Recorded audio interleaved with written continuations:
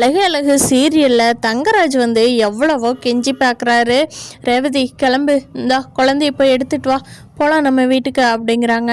ஆனால் பாக்யராஜ் வந்து முடியாது, ரேவதி நீ வீட்டுக்குள்ளே போ. என்ன அவர் பாட்டு கை வைப்பார், அடிப்பார், திருப்பி வருவார், மன்னிப்பு கேட்பாரு, கூப்பிடுவாரா? அதெல்லாம் முடியாது. ரேவதி நீ உள்ளே போன்னு சொல்கிறேன்ல அப்படிங்கிறாங்க. அப்போது தங்கராஜுக்கு பயங்கரமான கோபம். அப்போது அவங்க பாக்யராஜ்கிட்ட நேரடியாக பேச மாட்டார் தங்கராஜ். அதனால் அவங்க அத்தை மாமா கிட்ட கேட்குறாங்க, இங்கே பாருங்க மாமா, நான் தான் நீ அடிக்க மாட்டேன்னு சொல்லி மன்னிப்பும் கேட்டுட்டேன். நீ இதுக்கு மேலே நான் என்ன மாமா பண்ண முடியும்? ஒரு கோபத்தில் அடிச்சிட்டேன் எப்படியோ தெரியாமல், அதுதான் என்னை மன்னிச்சிருங்கன்னு மன்னிப்பும் கேட்டுட்டேன். இனிமேல் ரேவதி மேலே கை வைக்க மாட்டேன்னு சொல்லிட்டேன். அப்படி இருந்தும் ஏன் என் கூட அனுப்பி வைக்க மாட்டேங்கிறீங்க அப்படிங்கிறீங்க. அதுக்கு பாக்யராஜ் வந்து இல்லை, இங்கே பாருங்கள், உங்கள் சௌரியத்துக்கு நீங்கள் அடிப்பீங்க, அதெல்லாம் முடியாது. எங்கள் ரேவதியை எங்களால் அனுப்பிட முடியாது. எங்களுக்கும் எப்போ தோணுதோ அப்போ தான் அனுப்பிட முடியும். ரேவதி நீ உள்ளே போ அப்படிங்கிறாங்க. ரேவதிக்கு அங்கே நிற்கிறதா, உள்ளே போகிறதா, தங்கராஜோட போகிறதான்னு எதுவுமே தெரியல. அப்போது சுரேஷ் இருந்துக்கிட்டு, அண்ணே இல்லைண்ணே, மாமா தான் மன்னிப்பு கேட்டுட்டார்ல, இனி அக்காவை மாமா கூட அனுப்பிச்சி வச்சிடலாம் அப்படிங்கிறாங்க. டேய் சுரேஷ், உனக்கு என்னடா தெரியும், அமைதியாருடா. நீயும் உன் பொண்டாட்டி அடித்தவன் தானே. பொண்டாட்டி அடிக்கிறவன்லாம் பொண்டாட்டி அடிக்கிறவனுக்கு தானே சப்போர்ட் பண்ணுவீங்க, வேற என்ன பண்ணுவீங்க அப்படின்னு சொல்லி பாக்யராஜுக்கு எங்கேருந்து தான் இவ்வளோ தைரியம் வந்ததோ பயங்கரமாக விட்டு விளாசுறாரு ரேவதியோட விஷயத்தில். அப்போது ரேவதி இருந்துக்கிட்டு, அண்ணன் ப்ளீஸ்ண்ணே நீ அமைதியாக இருண்ணே, நீ டென்ஷன் ஆகாதண்ணே, நான் அவர் கூட போகிறேண்ணே, பாவண்ணே, பாப்பா தம்பி எல்லாம், அவங்களும் என்னை விட்டுட்டு இருக்க மாட்டாங்க. இளவரசி வேணால் கூட்டிகிட்டு வந்தாச்சு, ஆனால் தம்பி அங்கே தனியாக தானே இருப்பான், நான் போகிறேன்னு பாவல்ல குழந்தை அப்படின்னு சொல்லி சொல்கிறாங்க.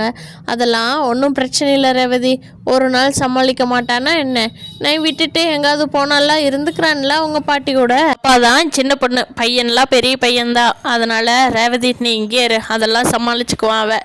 நீ இப்படியே போனீன்னா அவருக்கு ரொம்ப இலக்காரமாக போயிடும் ரேவதி, நீ போகவே கூடாது அப்படின்னு சொல்லி பாக்யராஜ் பயங்கரமாக மல்லு கட்டிகிட்டு இருக்காரு. பாக்யராஜோட அம்மாவை போவும், ஏ பாக்யராஜ் கம்முன்னு விடுடா, போகட்டும் ரேவதி அப்படின்னு சொல்லி கடைசி கட்டத்தில் சண்டைக்கே வந்துட்டாரு. ஆனால் பாக்யராஜ் வந்து இல்லை, அவரோட முடிவில் வந்து கம்பல்சரியாக இருக்கிறாரு. அப்போது சுரேஷ் இருந்துக்கிட்டு, அண்ணே விடுண்ணே, அக்கா போகட்டும்ண்ணே, லைஃபை போய் பார்க்க வேண்டாமா? அதுதான் மாமா சொல்கிறாருல, இனிமேல் இந்த தப்பு நடக்காதுன்னு. அப்புறம் என்னென்ன நீ ரொம்ப தான் நான் பேசுகிறேன் அப்படிங்கிறாங்க. ஏண்டா உங்கள் அக்காவை அடித்ததுக்கு உனக்கு கோவம் வரலையாடா அப்படிங்கிறாங்க. அண்ணே எனக்கு கோவம் வந்தது தானே, மாமாவை ஒங்கி ஒரு அடி வைக்கலான்னு கூட தான் தோணுச்சு. ஆனால் இப்போ அவரே வந்து மன்னிப்பு கேட்கும்போது நம்ம எதுவும் பேச முடியாதுல்லண்ணே. அக்கா போகட்டுண்ணே, அடுத்த டைம் தப்பு நடந்துச்சுன்னா நம்ம அக்காவை அவர்கிட்ட அனுப்பியே விட வேண்டாண்ணே, இதுக்காக நீ ரொம்ப பெருசு பண்ணுறியோன்னு தோணுதுண்ணே அப்படின்னு சொல்லி சொல்கிறாரு சுரேஷ். அப்போது மதி இருந்துட்டு, இங்கே பாருங்க, ஒருத்தரை பொம்பளைய கை நீட்டி அடித்தா இப்படி தான் கோவம் வரணும். சும்மா அவளை நம்ம என்ன பண்ணலாம் அப்படின்னு என்ன மட்டும் சொன்னீங்க. இன்னைக்கு உங்கள் பொண்ணுன்னு உடனே எல்லாரும் இத்தனை பேர் சப்போர்ட்டுக்கு வர்றீங்களே ரேவதிக்கு.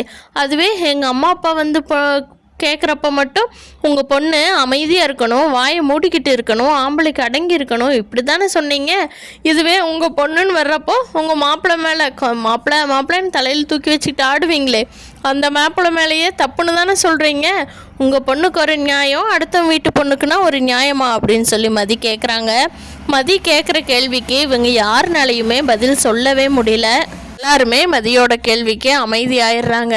தங்கராஜ் கூட மதிக்கு பாயிண்ட்டாக திருப்பி ரிட்டர்ன் கொடுக்குறவர் கூட எதுவும் பேச முடியாமல் அமைதியாக இருந்துக்கிறாரு.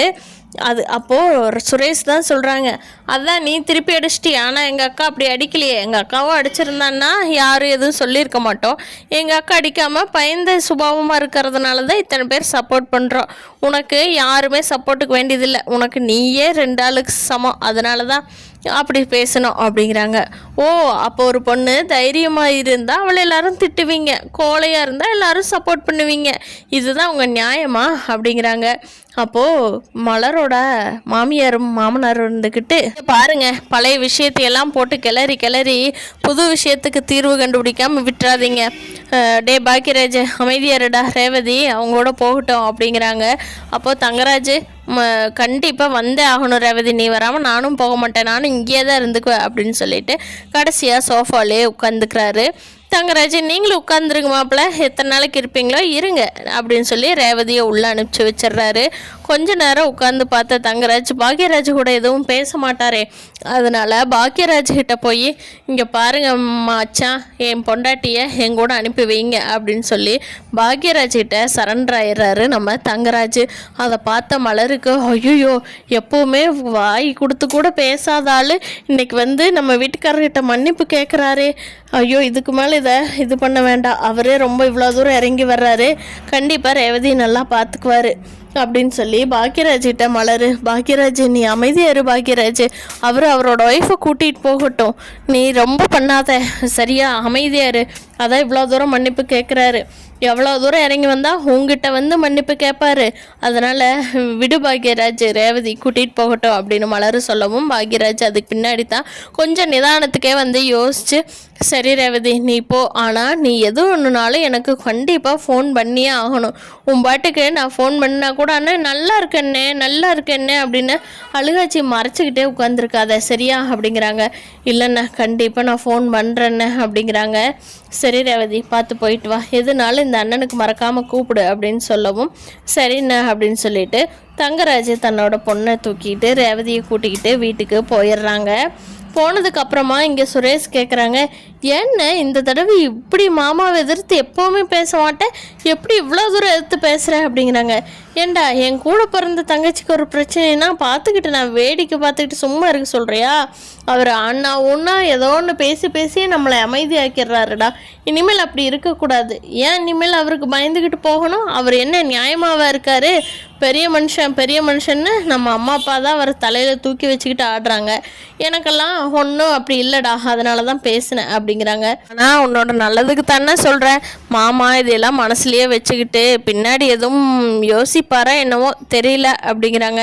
டே அவர் யோசிச்சு என்னடா பண்ண முடியும், சும்மா அவர் ஒன்றும் இல்லாதவர் இப்படியே எல்லோரும் ஹைப்பேற்றி விட்டு அவர் ரொம்ப தலையில் நடக்கிறாருடா, இன்னிப்பார் கொஞ்சம் அடங்கி தான் இருப்பார் அப்படிங்கிறாங்க. யாருமே நைட்டாக அவர் ஒரு ரூமுக்குள்ளே போயிடுறாங்க. எப்படியோ ரேவதி பத்திரமா போயிட்டாங்கிற திருப்தியில் எல்லாரும் அவர் ரூமுக்கு போயிடுறாங்க. அங்கே மதியும் சுரேஷும் போய் உட்காந்து தூங்கலான்னு சொல்லி இருக்கிறப்போ மதிக்கிட்ட சுரேஷ், இங்கே பாரு மதி, உன்னை நான் அன்னைக்கு அடித்தது ரொம்ப தப்பு அப்படிங்கிறாங்க. மதிக்கு ஒரு மாதிரி ரொம்ப யோசனையாக இருக்குது, என்னடா அது தப்பு செஞ்சாலே மன்னிப்பு கேட்காதாள், இன்றைக்கி கம்மன் அமைதியாக நார்மலாக போயிட்டுருக்கிறப்போ எதுக்கு மன்னிப்பு கேட்குறாரு அப்படின்னு சொல்லிட்டு மதி சொல்கிறாங்க. எனக்கு புரியல அப்படிங்கிறாங்க. இல்லை மதி, அன்னைக்கு நான் உன்னை அடித்தேன்ல அதுக்காகத்தான் தப்புன்னு சொல்லி மன்னிப்பு கேட்குறேன் அப்படிங்கிறாங்க. அதுதான் அன்றைக்கே கேட்டிங்களே அப்படிங்கிறாங்க மதி எந்த ரியாக்ஷனுமே காட்டாமல். இல்லை மதி, அன்னைக்கு பிரச்சனையை முடிக்கிறதுக்காக எல்லாரும் கம்பல் பண்ணதுனால கேட்டேன், ஆனால் இன்றைக்கி மனசார மன்னிப்பு கேட்குற மதி, என்னை மன்னிச்சிரு அப்படின்னு சொல்லி கையை பிடிச்சி மன்னிப்பு கேட்குறாரு மதிக்கிட்ட. மதிக்கு பாடுறாது சுரேஷ்கிட்ட இப்படியெல்லாம் ஒரு இறக்க குணம் இருக்குதா அப்படின்னு சொல்லி பார்த்துக்கிட்டு சரி மன்னிச்சிட்றேன் அப்படிங்கிறாங்க. சுரேஷும் மதியும் ஒருத்தர் புரிஞ்சுக்கிட்டு சீக்கிரமாக ஒன்று சேர்ந்து தங்களோட வாழ்க்கையை தொடங்கணும்னு நினைக்கிறவங்க நம்ம வீடியோவை லைக் பண்ணிவிட்டு நம்ம சேனல் இன்னும் சப்ஸ்கிரைப் பண்ணாதவங்க சப்ஸ்கிரைப் பண்ணிவிட்டு அடுத்து என்ன நடக்கும்னு நீங்களும் கமெண்ட் பண்ணுங்கள். தேங்க்யூ.